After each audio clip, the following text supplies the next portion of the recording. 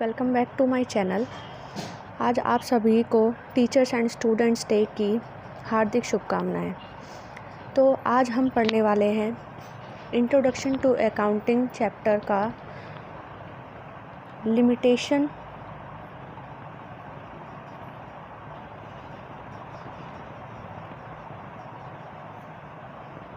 Of accounting.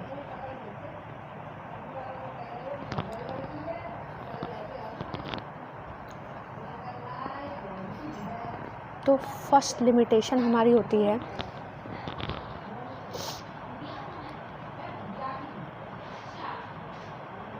Incomplete information.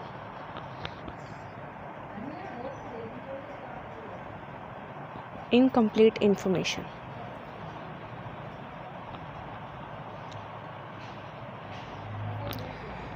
Accounting हमें incomplete information देती है, क्योंकि जो भी अकाउंटिंग में इंफॉर्मेशन प्रोवाइड की जाती है वो ओनली क्वांटिटेटिव नेचर की होती है। क्वांटिटेटिव नेचर की होती है और क्वालिटेटिव नेचर की इंफॉर्मेशन को अकाउंटिंग इग्नोर करती है।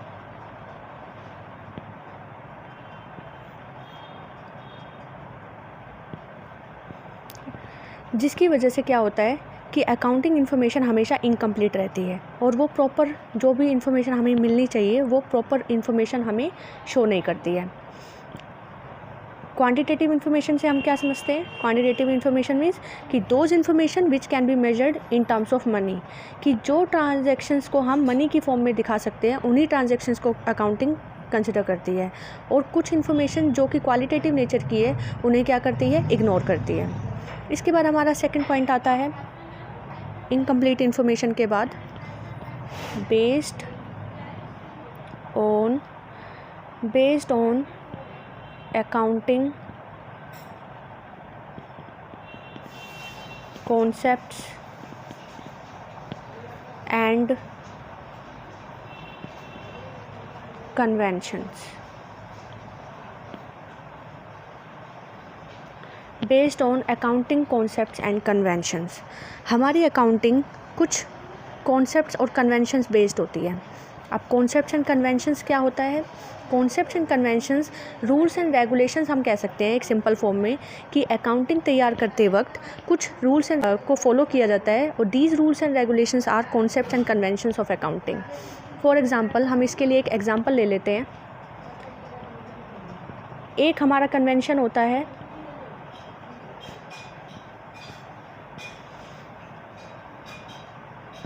Convention of conservatism.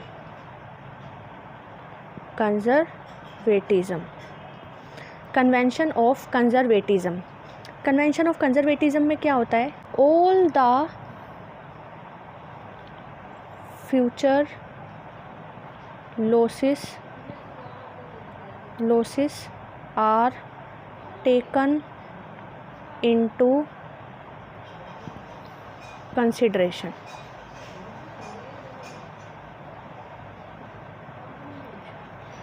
And all the future profits should be ignored. It means कि कन्वेंशन ऑफ कंजर्वेटिज्म हमें क्या बताता है कि जितने भी फ्यूचर लॉसेस हैं करना है उन सभी को कंसिडर करना है, लेकिन ऑल द फ्यूचर प्रॉफिट्स को हम क्या करेंगे? सभी को इग्नोर करेंगे। ये अकाउंटिंग कन्वेंशन ऑफ कंजर्वेटिज्म हमें बताता है। तो जिसकी वजह से जो हमारे रिजल्ट्स निकल के आते हैं वो पूरी तरीके से कंप्लीट नहीं होते हैं और साथ में इन कन्वेंशंस की वजह से ये मिसलीडिंग रिजल्ट देते हैं। इसके बाद हमारा नेक्स्ट आता है थर्ड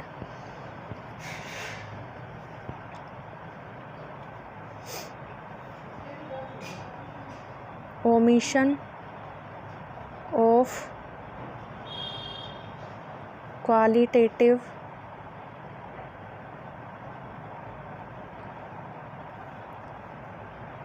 information।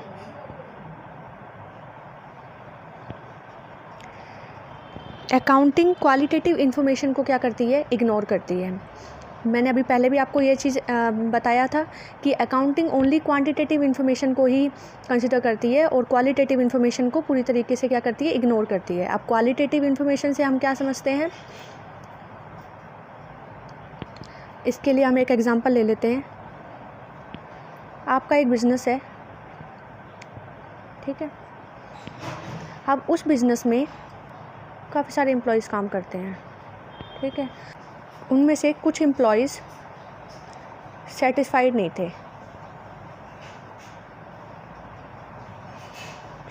नहीं थे, जिसकी वजह से वो क्या हुआ, वो एम्प्लॉयज़ बिज़नेस को छोड़ के चले गए, ठीक है।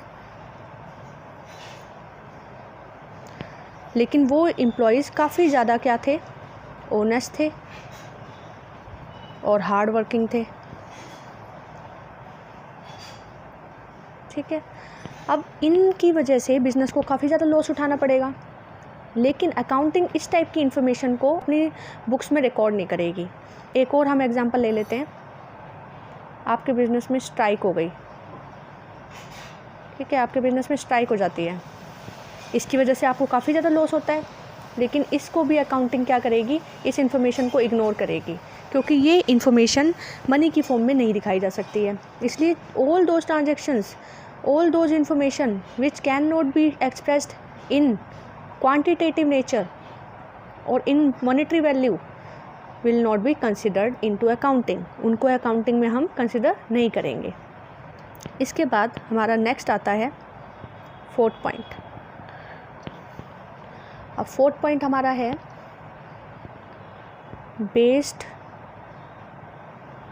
On historical cost. Based on historical coast,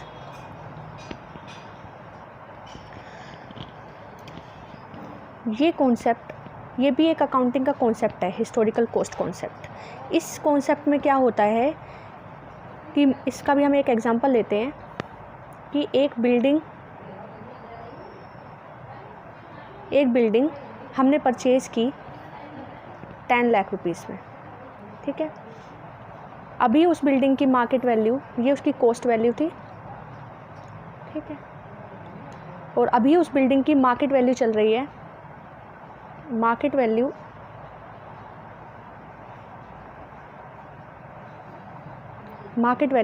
12 lakh है। अब उसकी बिल्डिंग की मार्केट वैल्यू 12 लाख है, लेकिन अकाउंटिंग किसी भी इंफॉर्मेशन को उसकी कॉस्ट वैल्यू पर दिखाती है, यानी उसकी जो भी जितने भी हमने उसको परचेज़ किया होगा उसी को हम बुक्स में दिखाएंगे, हम उसकी मार्केट वैल्यू को क्या करेंगे, इग्नोर करेंगे। तो इस कॉन्सेप्ट को हम क्या बोलते हैं, हिस्टोरिकल कॉस्ट कॉन्सेप्ट। तो जिसकी वजह से जो हमारे रिज़ल्ट होते हैं वो कैसे होते हैं, मिसलीडिंग होते हैं, ठीक। Next point is fifth point है अफेक्टेड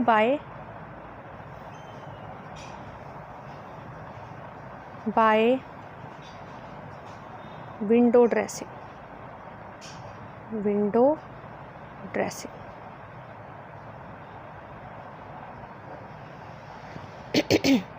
अब इस कॉन्सेप्ट से हम क्या समझते हैं, विंडो ड्रेसिंग क्या होता है।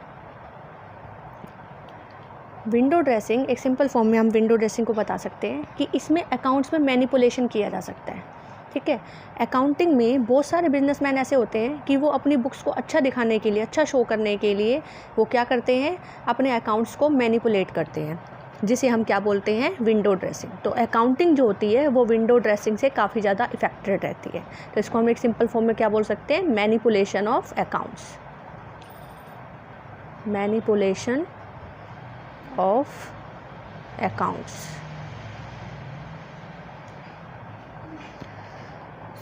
ठीक है। तो अब एक बार हम इनको फिर से रिवाइज कर लेते हैं, इन पॉइंट्स को। सबसे पहला पॉइंट है हमारा लिमिटेशन का, इनकम्प्लीट इन्फॉर्मेशन। अकाउंटिंग हमेशा क्या करती है, हमें इनकम्प्लीट इन्फॉर्मेशन देती है। इनकम्प्लीट इन्फॉर्मेशन कैसे देती है, क्योंकि ये सिर्फ क्वांटिटेटिव नेचर की इन्फॉर्मेशन को ही कंसिडर करती है और क्वालिटेटिव नेचर की इन्फॉर्मेशन को क्या कर देती है, इग्नोर कर देती है, ठीक है। इसके बाद हमारा आता है based on accounting concepts and conventions. Accounting जो है कुछ कॉन्सेप्ट्स और कन्वेंशन बेस्ड है, जिसमें हमने एक एग्जांपल लिया था कन्वेंशन ऑफ कंजर्वेटिज्म।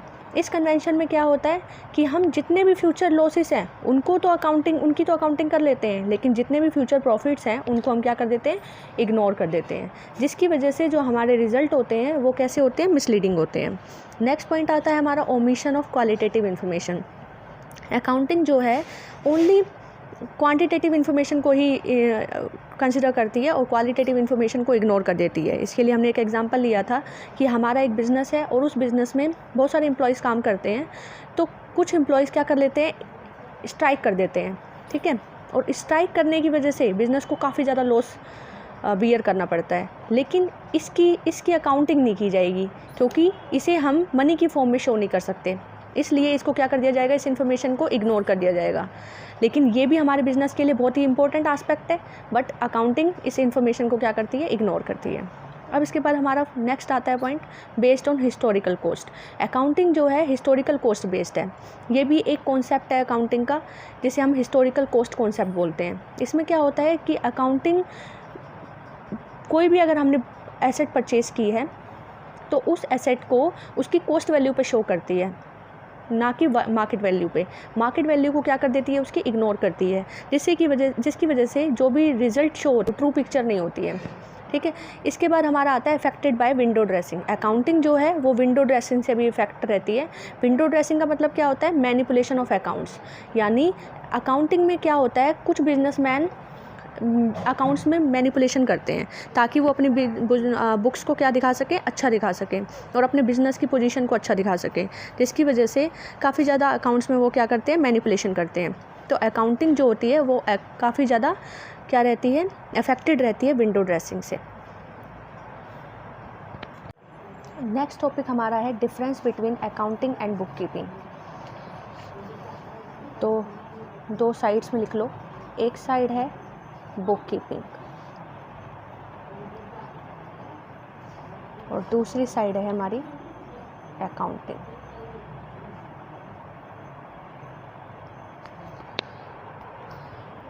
सबसे पहला पॉइंट हमारा क्या है, स्टेप्स। बुक कीपिंग में हम इसको स्कोप बोलेंगे। स्कोप में बुक कीपिंग में हम आइडेंटिफिकेशन करते हैं, मेजरमेंट करते हैं, रिकॉर्डिंग करते हैं, क्लासिफिकेशन करते हैं, ठीक है। अकाउंटिंग में हम identification, measurement, recording, classification, summarisation, analysis and communication, हम ये सारे स्टेप्स करते हैं। तो इसका स्कोप नैरो है और इसका स्कोप ब्रॉडर है, ठीक है। इसके बाद हमारा सेकंड आता है बुक कीपिंग जो है इसकी स्टेज प्राइमरी स्टेज होती है, प्राइमरी स्टेज, ये प्राइमरी स्टेज होती है और ये सेकेंडरी स्टेज होती है, सेकेंडरी स्टेज होती है। इसके बाद थर्ड पॉइंट हमारा आता है ऑब्जेक्टिव। इसका ऑब्जेक्टिव होता है टू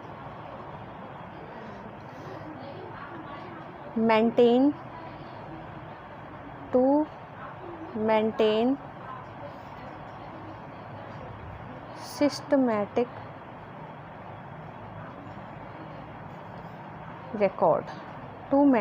systematic record, ठीक है। इसका ऑब्जेक्टिव क्या होता है कि अकाउंट्स को सिस्टमैटिकली प्रेजेंट करना, और इसका ऑब्जेक्टिव होता है to ascertain net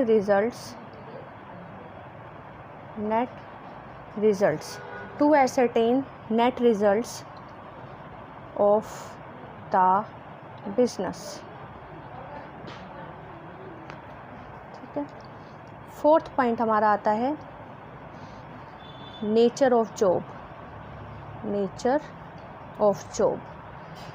book keeping जो होता है ये रूटीन जॉब होती है, बुक कीपिंग जो है ये रूटीन जॉब होती है और ये एनालिटिकल जॉब होती है, एनालिटिकल जॉब होती है। ठीक है, इसके बाद हमारा 5th पॉइंट आता है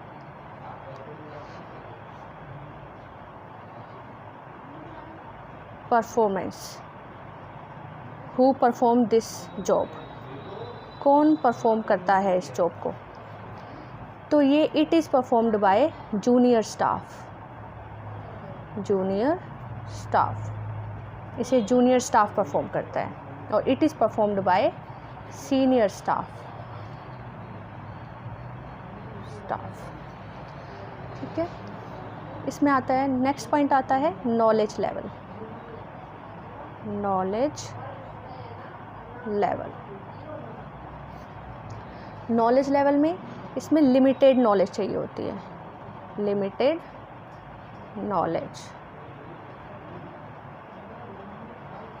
लिमिटेड नॉलेज रिक्वायर्ड। और इसमें हमें हायर लेवल ऑफ नॉलेज चाहिए, हायर लेवल ऑफ,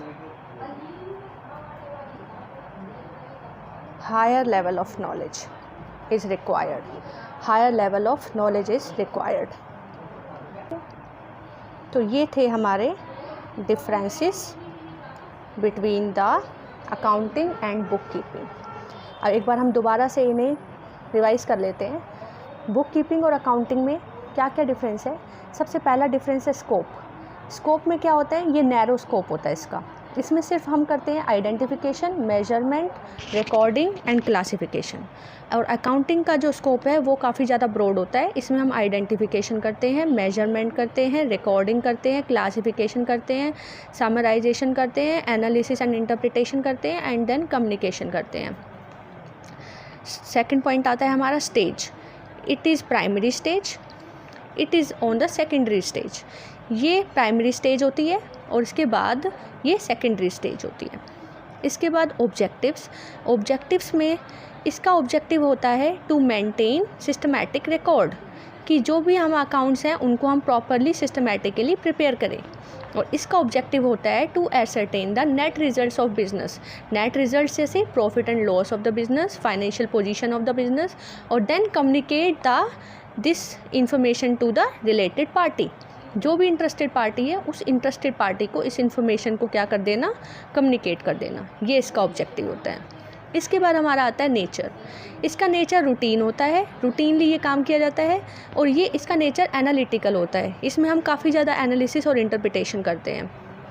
इसके बाद आता है performance. It is performed by junior staff and it is performed by senior staff. इसके बाद हमारा नॉलेज लेवल आता है। नॉलेज लेवल में इट रिक्वायर्स लिमिटेड नॉलेज, इसके अंदर ओनली लिमिटेड नॉलेज चाहिए होती है। And it requires higher level of knowledge, इसमें जो काम करने वाले को अच्छी नॉलेज चाहिए होती है। ठीक है।